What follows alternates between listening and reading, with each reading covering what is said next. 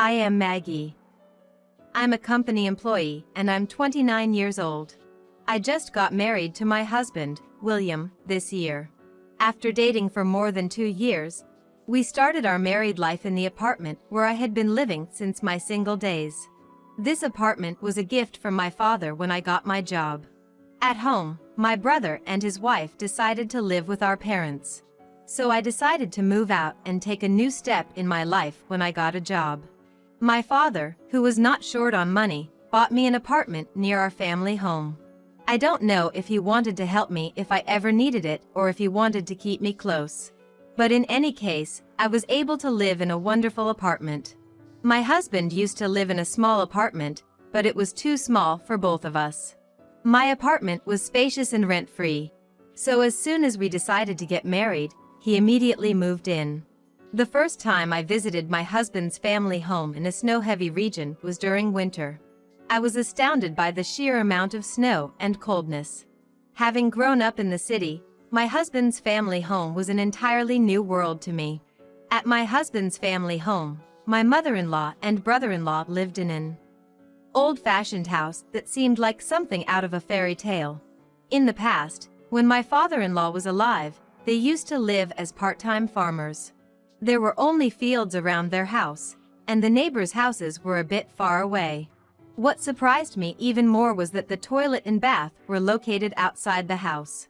I thought I could tolerate it if I visited once in a while, but I felt that living there for a long time would be inconvenient and challenging. Especially in winter, when it's snowing and freezing. It takes courage to go to the toilet in the middle of the night. Also, after taking a shower, I felt I might catch a cold from the dropping temperatures. When I went to greet them for our marriage, I didn't stay overnight. So I didn't know the hassle of the shower, but the toilet was honestly tough. However, my mother-in-law and brother-in-law were very kind, and I felt relieved. Although we won't live together, we are becoming one family. And I wanted to build a harmonious relationship with them. However, something bothered me. My mother-in-law always greeted me with a smile, but when she was alone in a room with my husband, she seemed to be murmuring complaints or something. What concerned me even more was that my brother-in-law had been married before, but had divorced after about a year, and my husband would not tell me the details. There might be various issues in a marital relationship, but since my husband didn't talk about his brother's divorce, I couldn't ask him persistently. At our wedding, my mother-in-law had a beaming smile, so my father told me, "Isn't that great? Your mother-in-law seems very kind."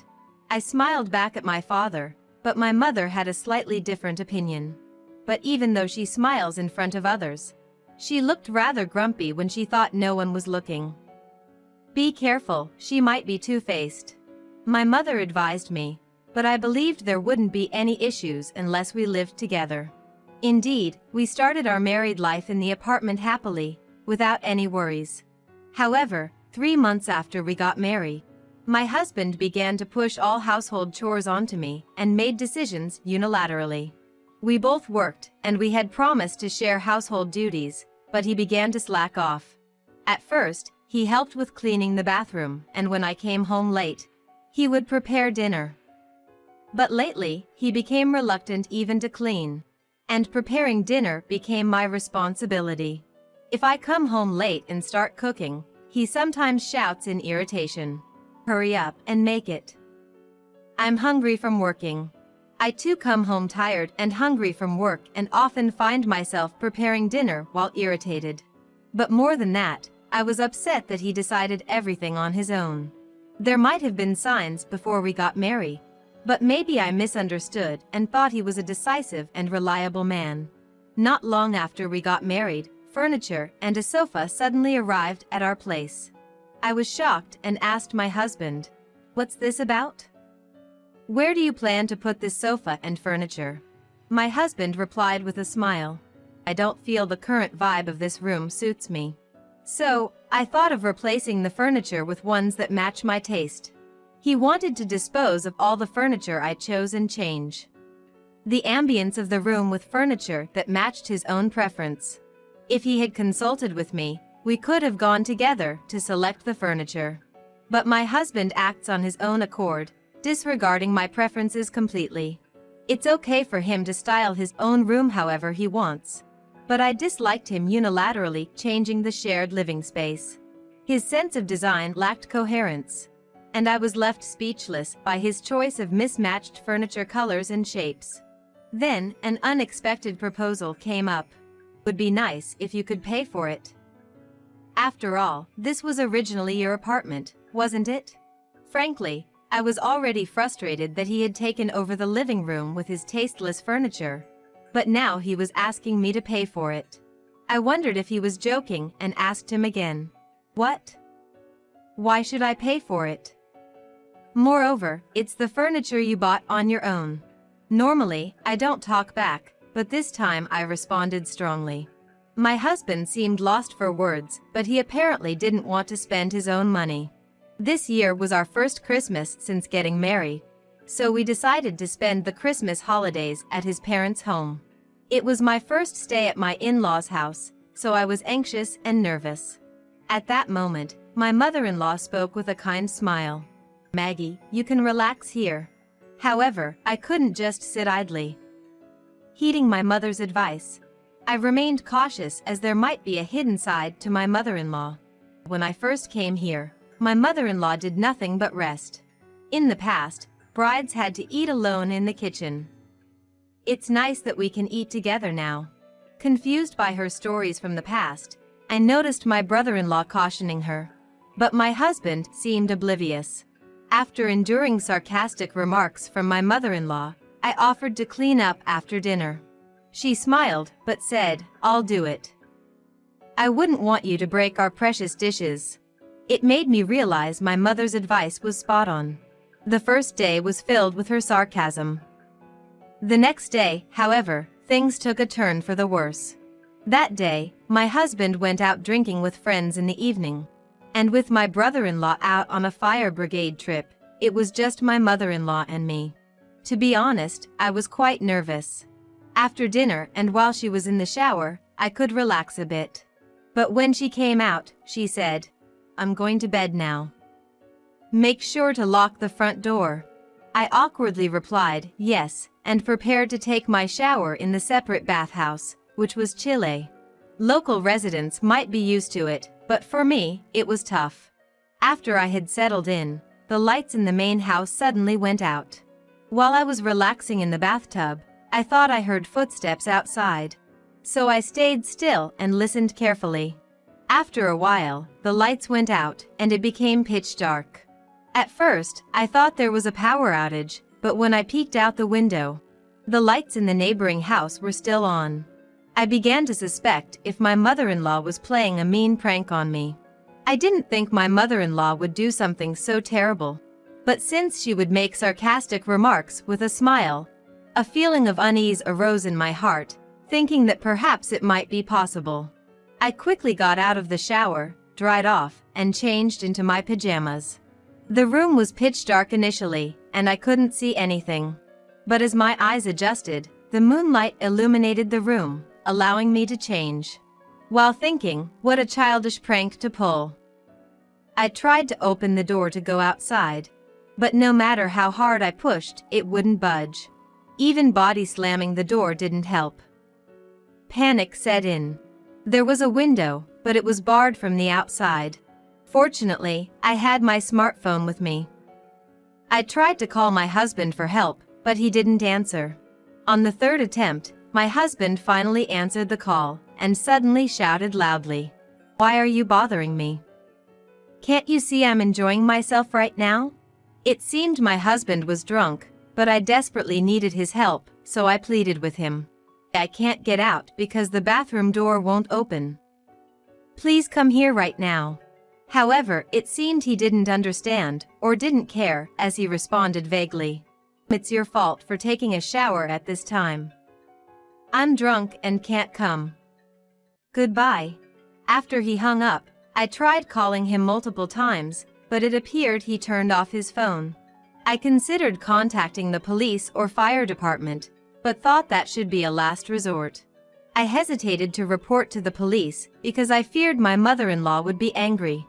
First, I tried to find a way to escape on my own. I thought maybe if I shouted out of the bathroom window, someone passing by might notice.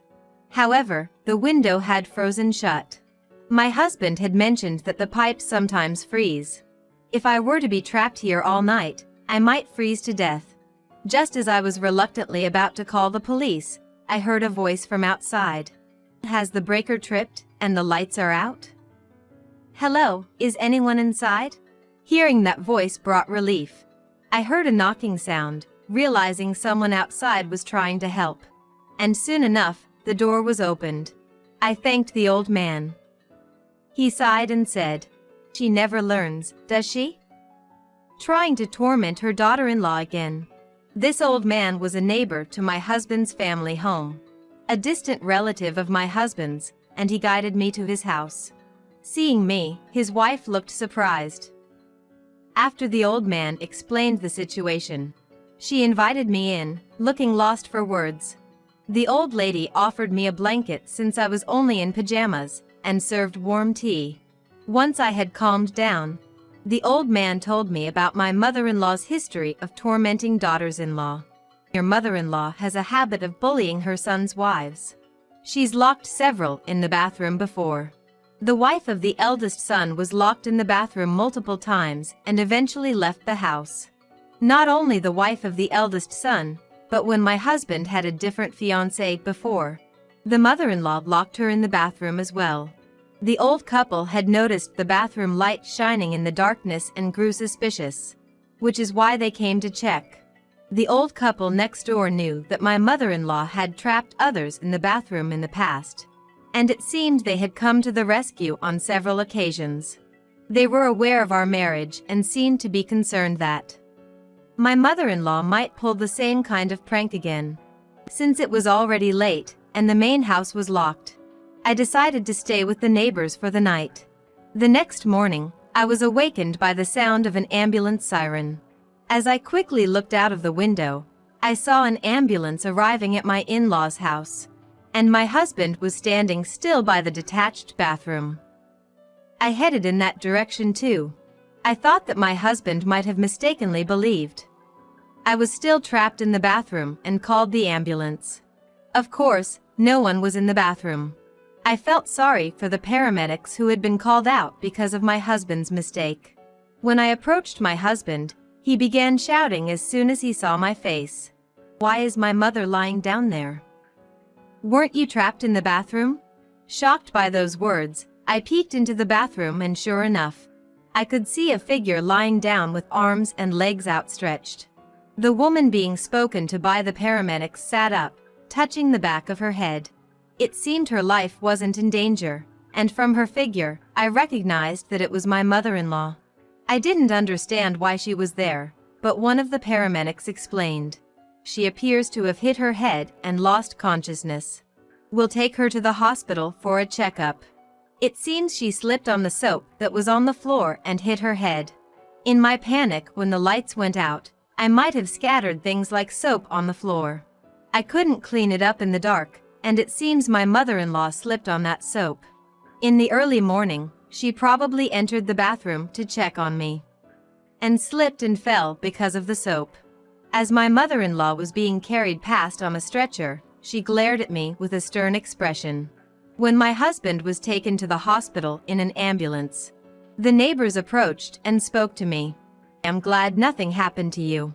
It's divine punishment for the harassment you faced as a daughter-in-law." I thanked the neighbors again, realizing that if it weren't for the old man, I might have been the one in the ambulance. I quickly changed and informed my brother-in-law that my mother-in-law had been taken to the hospital.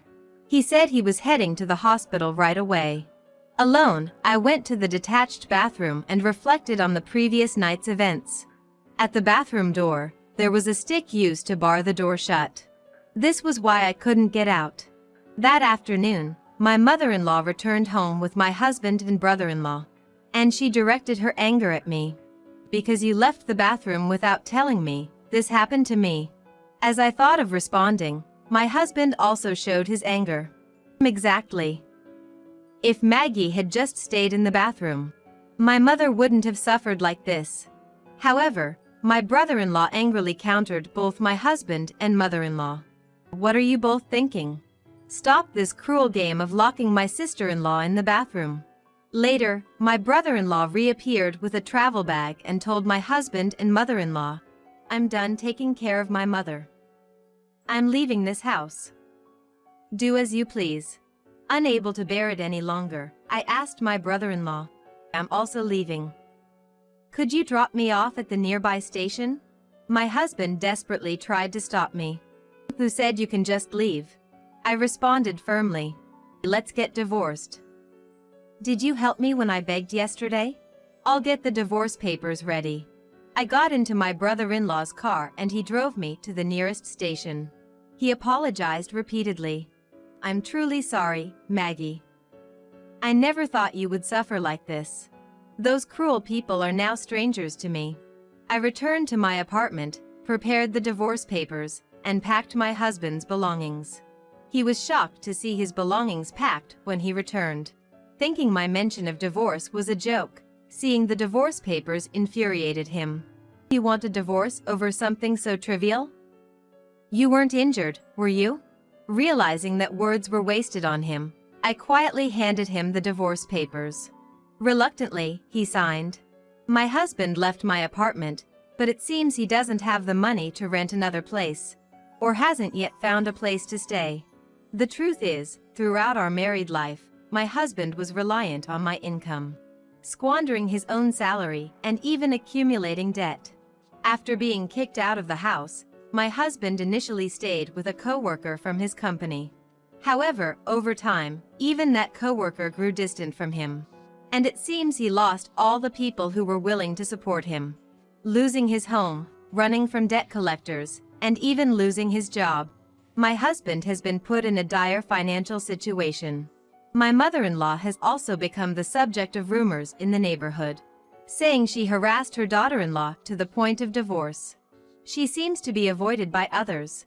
And I heard from my brother-in-law that she is living a life of solitude, much like my husband.